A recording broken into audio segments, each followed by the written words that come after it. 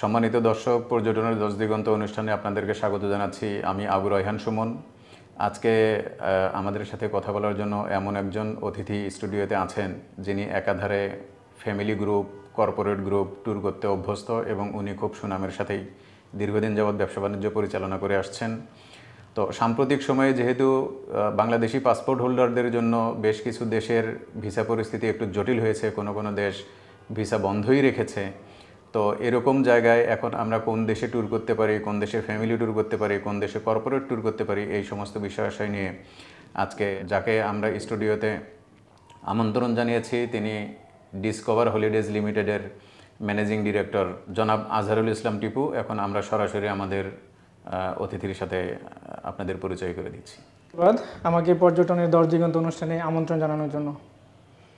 তো টিপু ভাই, আপনি তো খুব সুনামের সাথে দীর্ঘদিন বিজনেস করছেন, আপনার ফ্যামিলি ট্যুরেও আপনার সুনাম আছে, কর্পোরেট ট্যুরেও সুনাম আছে।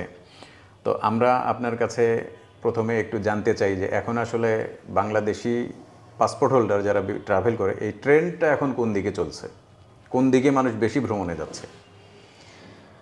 ধন্যবাদ সুমন ভাই, সুন্দর একটা কোশ্চেন করার জন্য।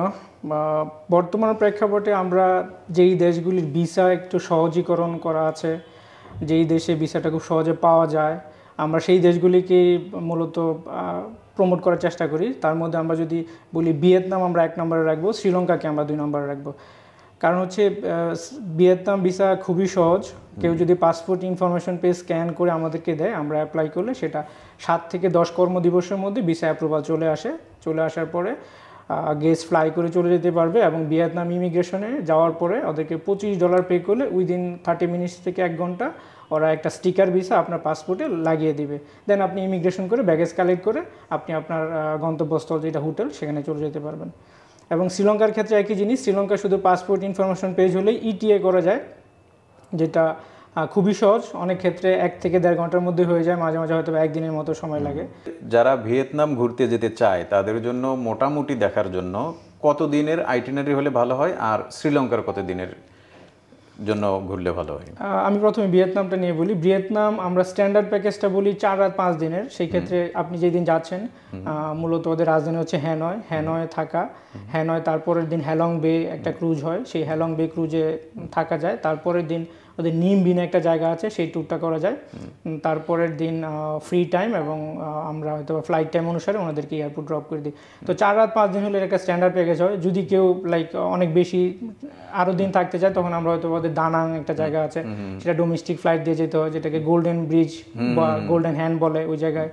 তো তারপরে হুচিমিন একটা জায়গা আছে ওদের, অথবা সাপা একটা জায়গা আছে। সো যদি সবগুলি কভার করতে চায় তাহলে আমরা রিকমেন্ড করি আপনি 10 থেকে 12 দিনের একটা ট্যুর নেন, তাহলে ফুল ভিয়েতনামটা সুন্দরভাবে আপনি দেখে আসতে পারবেন। আর যদি কারো সময় অল্প থাকে সেক্ষেত্রে আমরা বলি যে 4 রাত 5 দিনের একটা স্ট্যান্ডার্ড ট্যুর। এর নিচে নিলে আপনাদেরকে রাশের উপরে থাকতে হবে। সো আপনি যদি কমফোর্টেবলি ভিজিট করতে চান তাহলে 4 রাত 5 দিন আপনাদের জন্য রিকমেন্ডেড। আর শ্রীলঙ্কার ক্ষেত্রে আমরা বলি যে 5 রাত অ্যাটলিস্ট, কারণ শ্রীলঙ্কা আসলে অনেক বড়। বাংলাদেশ থেকে হয়তো অনেকে মনে করে যে শ্রীলঙ্কা কি দেখার আছে, বাট আমার কাছে মনে হচ্ছে Sri Lanka is one of the গ্রিনি country. আমি সবাইকে বলবো যে আপনারা যদি শ্রীলঙ্কা যেয়ে না থাকেন একবার ভিজিট করে দেখতে পারেন শ্রীলঙ্কা কত সুন্দর। কারণ ওদের কলম্বো হচ্ছে ওদের রাজধানী, বাট ওদের একটা পাহাড়ি এরিয়া আছে ক্যান্ডি। সো অনেকেই ক্যান্ডিতে যায়, ক্যান্ডি থেকে নোয়ারেলিয়া যায়, ওদের টি প্লান্টেশন হয় নোয়ারেলিয়াতে। নোয়ারেলিয়া থেকে অনেকেই আছে ইল্লা যায়। সো আমরা হয়তো অনেকেই দেখি যে ওদের 9 আর্ক ব্রিজ একটা আছে যেটা দিয়ে ট্রেন চলে। সো আমরা হয়তো বা এক একটা দেশের সিম্বল যখন দেখি তখন শ্রীলঙ্কার ওই ট্রেনটা আমরা দেখি। তো ওই 9 আর্ক ব্রিজে ভ্রমণ করতে হলে নোয়ারেলিয়া থেকে ইল্লা যেতে হয়। দেন ইল্লা থেকে বাই রোডে ওইদিকে মিরিসা হয়ে গল হয়ে দেন আবার কলম্বো আসা যায়। তো 4 রাত 5 দিন হলে বা 5 রাত 6 দিন হলে খুব সুন্দর একটা ট্যুর হয়। বা আরও যদি কেউ বেশি থাকতে চায় তখন আমরা ব্যান্টুটাতে 1 রাত রাখতে পারি, মিরিসাতে 1 রাত করতে পারি, গলে 1 রাত করতে পারি। সো ওভারঅল 7 থেকে 8 রাত হলে খুবই সুন্দর একটা ট্যুর করা যায় শ্রীলঙ্কার জন্য। হ্যাঁ, ইদানিং বোধহয় কর্পোরেট ট্যুরগুলোতে যে আপনি বেনতোতা আর গল একটা জায়গা বললেন, এটা মানে বোধহয় একটু জনপ্রিয়তা বাড়তেছে কি এই দুই স্পটের? শ্রীলঙ্কাটা হচ্ছে আসলে একটা দ্বীপ রাষ্ট্র আর ওদের সমুদ্রের পাশের একটা জায়গা। সো ওদের যে মেরিন ড্রাইভ রুট আছে সেটা মূলত হচ্ছে আসলে কলম্বো থেকে ব্যান্টুটা হয়ে দেন গল, তারপরে হচ্ছে মিরিসা।